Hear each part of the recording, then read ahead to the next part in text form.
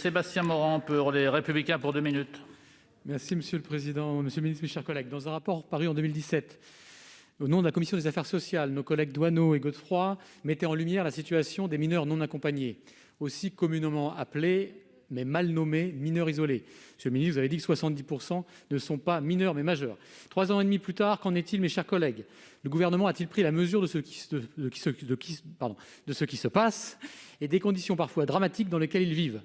Je vais vous donner quelques chiffres concernant mon département, le Val-d'Oise. En 2011, 65 mineurs pris en charge par l'ASE pour un coût de 3 millions d'euros.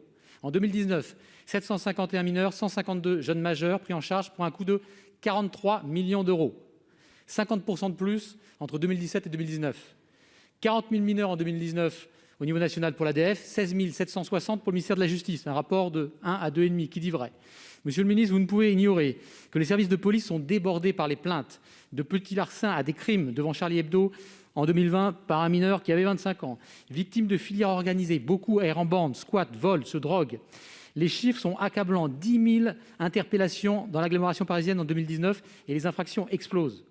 Qu'attendez-vous, monsieur le ministre, pour que la réponse judiciaire soit à la hauteur des préjudices moraux et financiers subis par des milliers de citoyens français?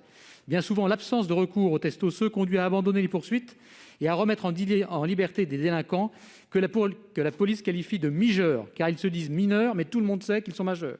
Comment expliquez-vous que certains utilisent des dizaines de fausses identités et soient toujours dans la nature? Monsieur le ministre, ce phénomène est grandissant et la réponse n'est pas à la hauteur. Il faut s'attaquer vraiment à ce problème à la source. Qu'en est-il? Monsieur le ministre. Merci Monsieur le Président, Monsieur le Sénateur. Je pense n'avoir jamais nié la réalité de la situation, les difficultés que peuvent rencontrer un certain nombre de territoires, peuvent rencontrer un certain nombre de jeunes, mais je n'adhère pas à la vision exclusivement catastrophique ou catastrophiste telle que vous la décrivez. Notre système, c'est aussi, et c'est bien de le rappeler, comme pour l'aide sociale à l'enfance, oui, il y a des dysfonctionnements, oui, il faut les dire, les mettre en lumière, les dénoncer, essayer d'y remédier. Mais il faut aussi dire que notre système protège des dizaines de milliers d'enfants chaque jour qui passe. Et c'est aussi l'honneur de notre pays d'avoir ce système-là. C'est l'honneur des départements d'en assumer la responsabilité, des travailleurs sociaux dans les départements, dans les associations, de mener ces travaux. Vous évoquez énormément de sujets, je ne vais pas réussir à tous les évoquer. Je pense avoir déjà apporté quelques éléments de réponse.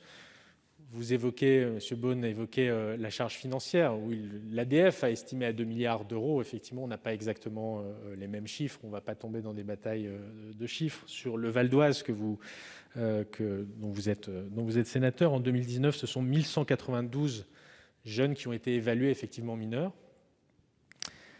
Grâce à la réforme de la clé de répartition sur laquelle je m'étais engagé, qui a permis de prendre comme critère démographique la population générale et non pas les seuls jeunes de moins de 19 ans présents sur le territoire.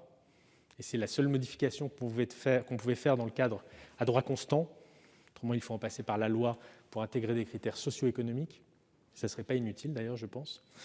Eh bien, ce sont 421 mineurs non accompagnés, évalués mineurs dans le Val-d'Oise, qui ont été répartis dans d'autres départements en France. Voilà. C'est un, parmi d'autres, que j'ai commencé à développer, un des moyens d'action que nous faisons pour accompagner les départements face à cette situation. Merci, Monsieur le ministre. Monsieur Morand. Monsieur le ministre, laisser faire, c'est être complice des trafics d'êtres humains. Et dès le départ, on ne part pas mineurs au Pakistan en bateau. Et une des explications à cet afflux de jeunes qui continue partout sur le territoire français est la loi Collomb, qui permet d'élargir le groupement familial. Faire passer un 10 mineurs, c'est l'assurance de n'être pas expulsé, vous le savez très bien, et de faire venir sa famille. En 2020, confinés à leur frontière de leur logement, les Français ont accueilli 115 000 demandeurs d'asile. 115 000. Conséquence de votre incapacité à maîtriser les frontières. Et si les mineurs, 10 mineurs, causent pour certains des problèmes, en Île-de-France, les cambriolages sont estimés à près de 60 à 70%